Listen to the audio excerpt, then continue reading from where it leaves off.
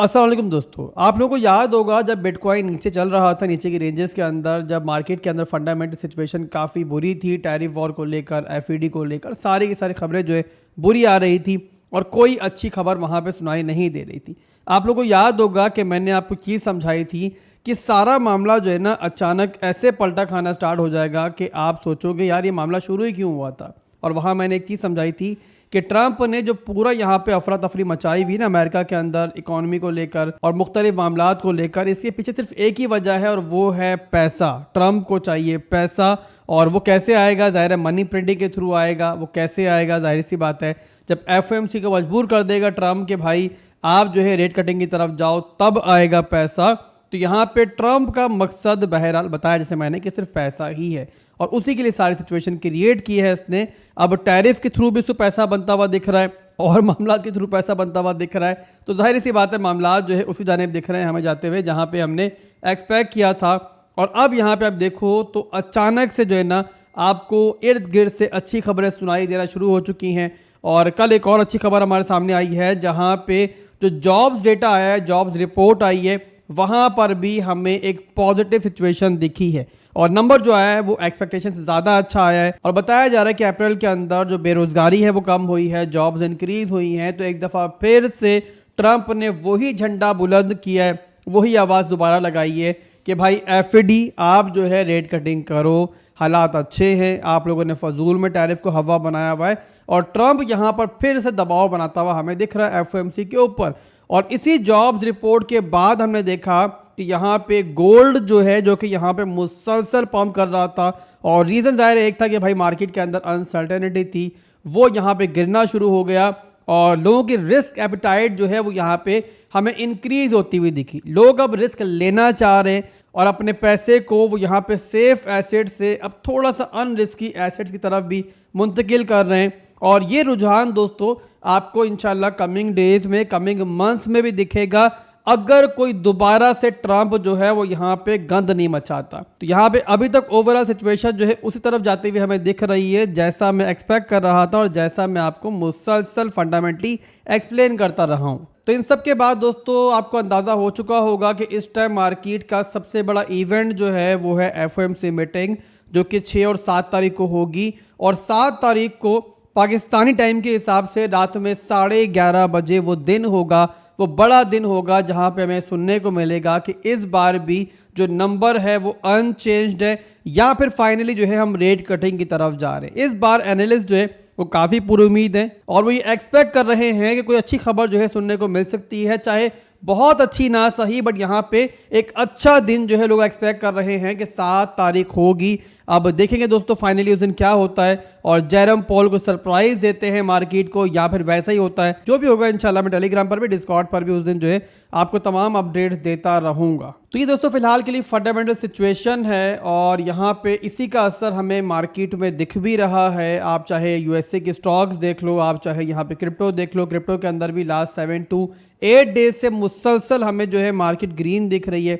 आज थोड़ा बिटकॉइन यहाँ पे रिट्रेस कर रहा है और यहाँ पे हाई जो लगाया बिटकॉइन ने वो लगभग लगाया यहाँ पे 98,000 के आसपास और वहाँ से बिटकॉइन रिट्रेस करके अभी चल रहा है 96,300 पर। अब यहाँ से बिटकॉइन का अगला कदम क्या होगा वो तो हम यहाँ पे डिस्कस करते हैं अभी। बहरहाल ओवरऑल देखें तो फंडामेंटली भी और टेक्निकली भी जो है लास्ट कुछ दिन जो है मार्केट के लिए अच्छे गए हैं। एनीवेज के बाद चलते हैं बिटकॉइन के चार्ट की तरफ, उसके बाद कुछ ओल्ड कॉइन्स को भी डिस्कस करेंगे। ओल्ड कॉइन्स की मार्केट की क्या सिचुएशन चल रही है और किस टाइम हमें दोबारा से ओल्ड कॉइन्स की रैली दिखेगी, कौन से ऐसे ओल्ड कॉइन्स हैं जिनको मैं कमिंग डेज में एक्सपेक्ट कर रहा हूँ कि वो अच्छा परफॉर्म करेंगे, वो भी डिस्कस करते हैं। बट उससे पहले बिटकॉइन को देख लेते हैं। तो बिटकॉइन का चार्ट दोस्तों मैंने ओपन किया हुआ है। 88,000 का लेवल टूटने के बाद से bitcoin higher highs higher lows बना रहा है। ये बना एक हाई 95,000 के जोन के अंदर जो कि रेजिस्टेंस जोन था। उसके बाद हमें एक लो मिला, छोटी सी रिट्रेसमेंट मिली, उतनी नहीं मिली जितनी हम यहाँ पे एक्सपेक्ट कर रहे थे, बट बहरहाल यहाँ पे छोटी सी लो देने के बाद बिटकॉइन एक नया हाई बनाया और उसके बाद अब देखो दोबारा बिटकॉइन एक लो बनाने की तरफ जाता हुआ हमें दिख रहा है। तो बिटकॉइन बहरहाल डेली के अंदर हमें हायर हाईज हायर लोज बनाता हुआ दिख रहा है और अभी के लिए बिटकॉइन ने जो सपोर्ट बनाई है फिलहाल के लिए डेली के हिसाब से वो है हमारी ये वाली एक नई सपोर्ट 93,000 से लेके 94,000 की सपोर्ट है और ये स्ट्रक्चरल सपोर्ट है। यहाँ पे देखो तो हाई बना, ये लो बना, तो ये लो की सपोर्ट है हमारी और मैं एक्सपेक्ट कर रहा हूँ बिटकॉइन जो है कुछ दिन मजीद भी इसको होल्ड करेगा और यहाँ से हमें एक नया हाई भी जो है कमिंग डेज में मिलेगा। इसके अलावा यहाँ पे 4 घंटे में देख लेते हैं 4 घंटे में क्या सिनेरियो चल रहा है। 4 घंटे में आप देखो तो यहाँ पे एक सपोर्ट तो ये हो गई 4 घंटे की जो डेली के अंदर भी है, और इसी के साथ यहाँ पर हमारे पास एक ट्रेंड लाइन की सपोर्ट भी है। तो बिटकॉइन की 4 घंटे के अंदर 2 सपोर्ट्स हैं जहाँ पे बिटकॉइन आता है तो दोबारा भी जो है हम इस तरीके से स्ट्रक्चर ब्रेक देख के एक लॉन्ग करने की ट्राई करेंगे। अभी के लिए बिटकॉइन बहरहाल एक लोकल सपोर्ट पर मौजूद है जो कि है 95,000 की सपोर्ट, जो कि प्रीवियसली हमारी एक रेजिस्टेंस थी। इसके बाद चलते हैं हम लोग ऑल्ट कॉइन्स की मार्केट की तरफ। और ऑल्ट कॉइन्स की मार्केट के लिए मैंने लास्ट वीडियो में बताया था आपको कि देखो बिटकॉइन डोमिनेंस भी इंपॉर्टेंट है, बाकी चीज़ें भी इंपॉर्टेंट है, बट यहाँ पे इथीरियम भी बड़ा इंपॉर्टेंट है। इथीरियम एक ऐसा कॉइन है कि जो जब पंप करेगा ना तो वो ऑल्ट कॉइन्स की रैली को लीड करेगा, जो कि जाहिर है अभी नहीं कर रहा है इथीरियम। और अभी के लिए इथीरियम का चार्ट जो है मैंने लास्ट वीडियो में बताया था आपको कि यहाँ पे डेली के अंदर जो है इथीरियम अपने रेजिस्टेंस जोन को अप्रोच कर रहा है। मैं दिखाता हूँ आपको, तो ये देखो ये हमारी जो है एक रेजिस्टेंस है 1850 की, जिसको इथीरियम इस टाइम अप्रोच कर रहा है। तो इथीरियम को अगर बुलिश होना है और बाकी ऑल्ट कॉइन्स की मार्केट को भी बुलिश करना है तो ये 2 लेवल्स हैं जो इथीरियम के लिए ज़रूरी है कि इथीरियम पहले इनको तोड़े। एक है 1850 का लेवल और एक है 2000 का लेवल जो वीकली का हमारा स्ट्रॉन्ग हाई का लेवल है। तो ये 2 लेवल जिस टाइम टूटेंगे ना तो फिर आपको इथीरियम जो है यहाँ पे ऑल्ट कॉइन्स की मार्केट को जो है लीड करता हुआ देख सकता है। फिलहाल के लिए बहरहाल इथीरियम जो है यहाँ पे अपने रेजिस्टेंस जोन पे, और जब तक यहाँ पे रेजिस्टेंस जोन पे मौजूद है थोड़ा सा आप लोगों ने यहाँ पे कॉशियस रहना है।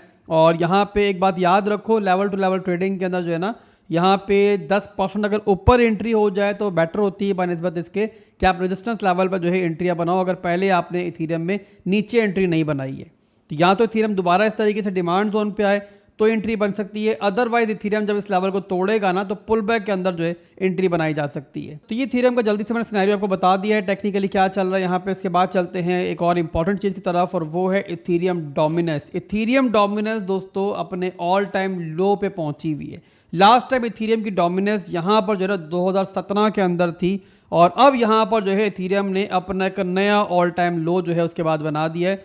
और यहाँ पे जो हमारा ऑल टाइम लो बना है इथीरियम का वो यहाँ बना है 6.95 का एरिया। बट यहाँ पे एक और अच्छी चीज़ हुई है और वो ये हुई है कि जो हमारा लास्ट लो था ना इथीरियम डोमिनेंस का, इथीरियम डोमिनेंस क्या है कि पूरी मार्केट के अंदर इथीरियम का कितना शेयर है। जिस तरीके से हम बिटकॉइन डोमिनेंस का चार्ट देखते हैं ना वैसे इथीरियम डोमिनेंस का चार्ट होता है, और इथीरियम की डोमिनेंस जो है सिर्फ 7.5 पे चल रही है। तो यहाँ पे 7.23 की इथीरियम डोमिनेंस की एक सपोर्ट है, वहाँ से अभी जो है बाउंस बैक मिल रहा है। अब यहाँ पे दोस्तों ये वो लेवल है जो इथीरियम के लिए करो या मरो का लेवल है डोमिनेंस के लिहाज से। पर्सनली मैं एक्सपेक्ट कर रहा हूँ कि यहाँ पे एफईडी मीटिंग जो होने जा रही है ना, अगर वहाँ से अच्छी खबर आ जाती है और उसके बाद यहाँ पे मामला जो है थोड़े बेहतर रहते हैं तो इथीरियम डोमिनेंस जो है ना काफ़ी बॉटम आउट हो चुकी है।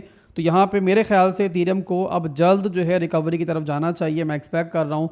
और रीज़न बता दिया मैंने आपको पहले ही यहाँ पर कि मार्केट में जो है ना अब लोग थोड़ा सा रिस्क लेने की ट्राई कर रहे हैं। जैसे कि आपको दिख रहा है गोल्ड भी थोड़ा नीचे आया है, वहाँ प्रॉफिट बुकिंग हुई है। तो यहाँ पे इथीरियम के अंदर भी कमिंग मंथ्स के अंदर हमें एक अच्छा सीन जो है होता हुआ दिख सकता है। तो ये इथीरियम का फिलहाल ओवरऑल सिनेरियो है। इसके बाद चलते हैं ओल्ड कॉइन्स की तरफ, कुछ ओल्ड कॉइन्स को भी डिस्कस कर लेते हैं। पहला है INJ। चार्ट पे इसलिए अच्छा दिख रहा है कि डेली के अंदर इसमें स्ट्रक्चर ब्रेक जो है एक मिल चुका है, वीकली के अंदर बहरहाल नहीं मिला है। वीकली के अंदर जो स्ट्रॉन्ग हाई का लेवल था वहीं से हमें जो है फिलहाल एक रिजेक्शन मिल रही है।